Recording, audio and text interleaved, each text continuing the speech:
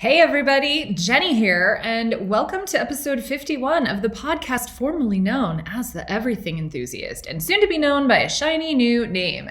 Next week I'll be unveiling her, so stay tuned for that.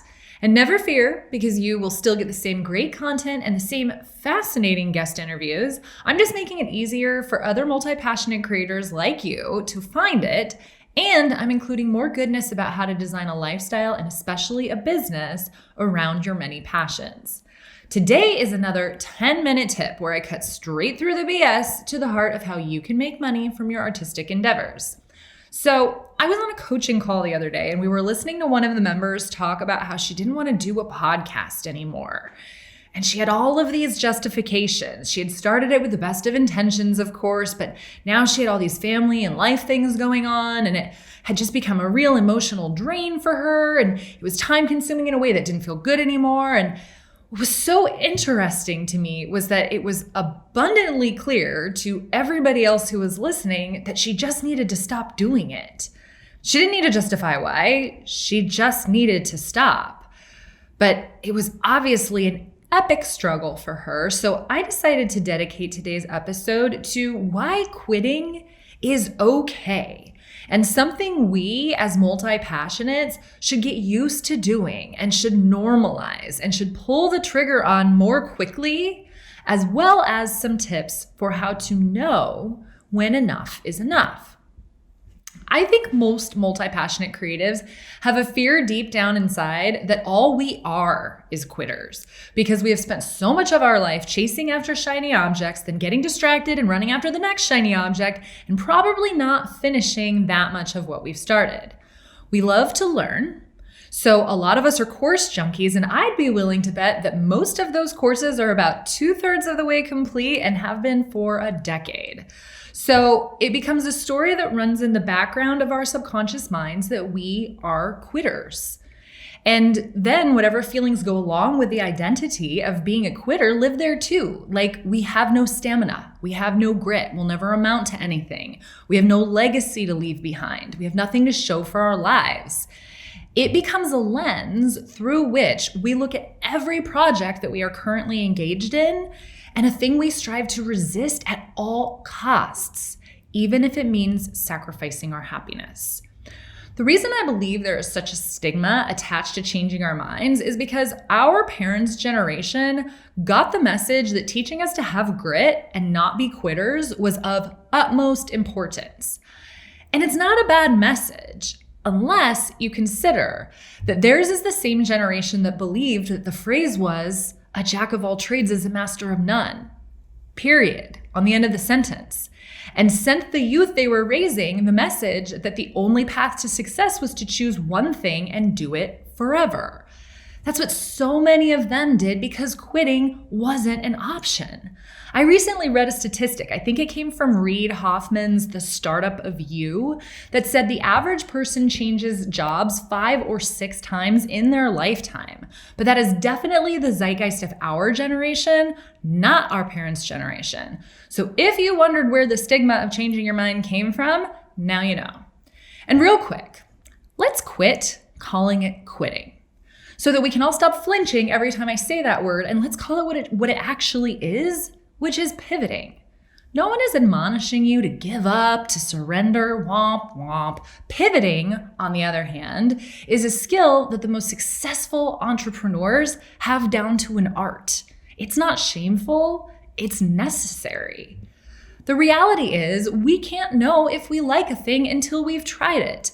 Some people might argue that childhood is the time to try things, and eventually we must all grow up. But I seem to recall choosing extracurricular activities that required all kinds of accoutrement, like dance shoes and shin guards and team uniforms, and not having much of a say about deciding I wasn't into those activities anymore back then.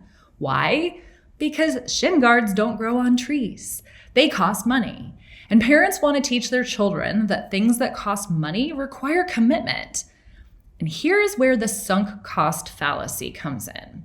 The sunk cost fallacy is the phenomenon where a person is reluctant to abandon a course of action because they have invested heavily in it, even when it is clear that abandonment would be more beneficial.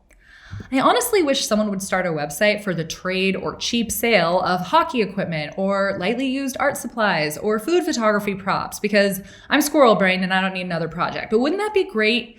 Because it would remove the guilt that we have around abandoning ship. It would remove the pressure parents put on their kids to not give up on a thing they said they wanted to do during the very time in our lives when it is supposedly most acceptable to experiment and try to figure out who we are. Now, here's the thing. I don't agree our kids should quit because they lose one soccer game or because the girls in ballet class are snooty, which is why we're going to discuss a list of criteria to consider when you're trying to decide for yourself if you've had enough. I often laugh at the concept of balance, but this is one instance where the sweet spot really is somewhere close to the middle of the road.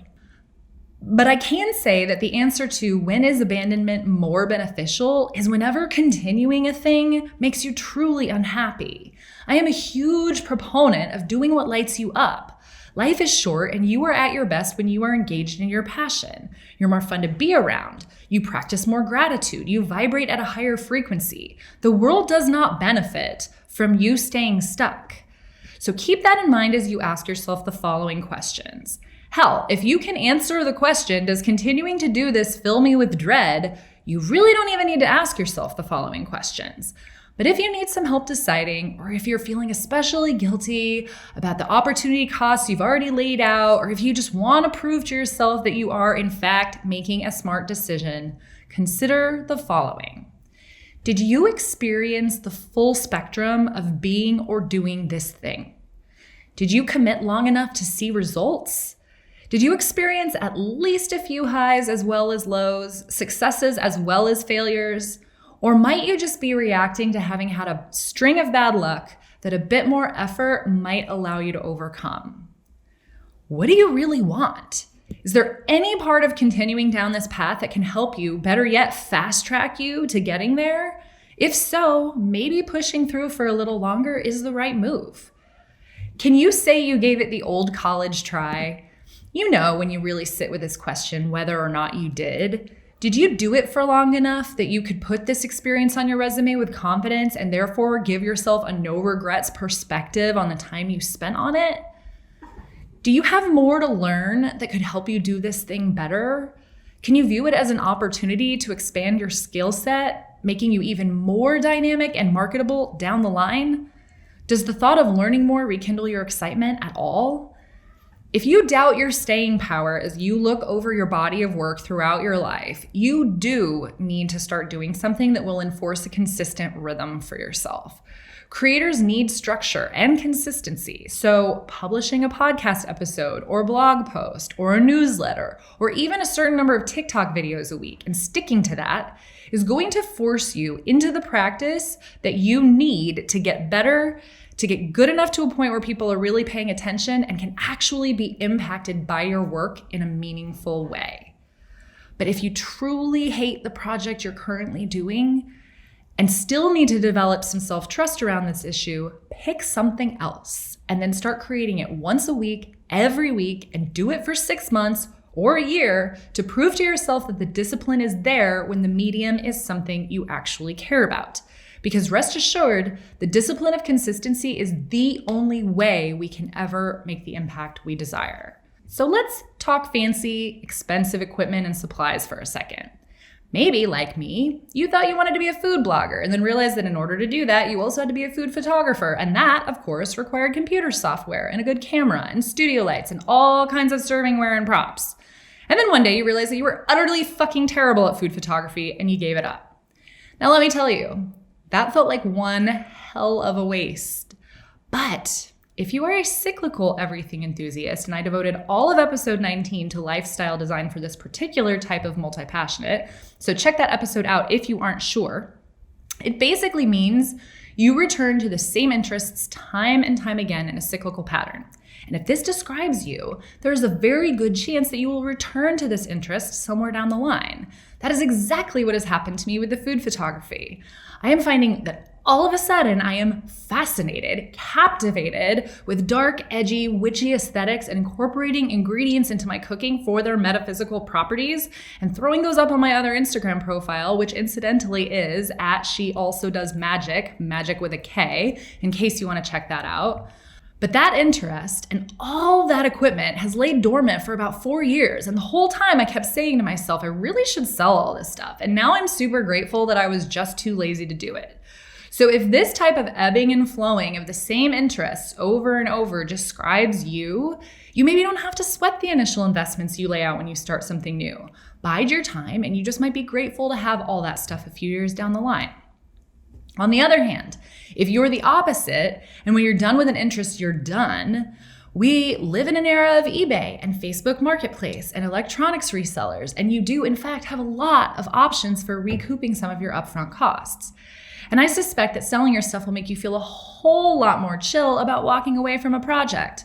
Alternatively, maybe you have a teenager or a local school who would appreciate your lightly used art supplies. Re-gift them to someone who won't mind that the package has already been opened. No matter what you do, any of it is a better option than continuing doing a thing you don't have any love for anymore. So if you want the downloadable checklist of these questions so that you can take them all into account the next time you're struggling with an existential crisis about a project that you're engaged in, head over to jennyo'connor.com/quit and grab that for free. And if you need support finishing what you start, have I got a treat for you. I am opening the door for the Achievers Academy on April 1st, and it is a monthly membership where you can work alongside other multi-passionates to make real progress on your most audacious goals. We will hold each other accountable with weekly check-ins and co-working sessions, monthly live trainings on productivity and time management strategies, hot seat coaching, meet and greets, talent swaps, and prizes for the folks who make the most progress in a quarter. It costs basically what a Netflix membership costs, and we all have one of those. So how about one of those that actually turns you into a prolific fucking creator? To learn more and jump on the waitlist, head over to jennyo'connor.com/achievers. And thank you, as always, for joining me today. If you found this content valuable enough to warrant a tip, you can show your appreciation by visiting buymeacoffee.com/Jenny O'Connor. Or I would be over the moon if you would rate and review the show so other multi-passionates like you can find it. Until next time, remember, it always seems impossible until it's done. So let's do the thing together. I love you. Bye now.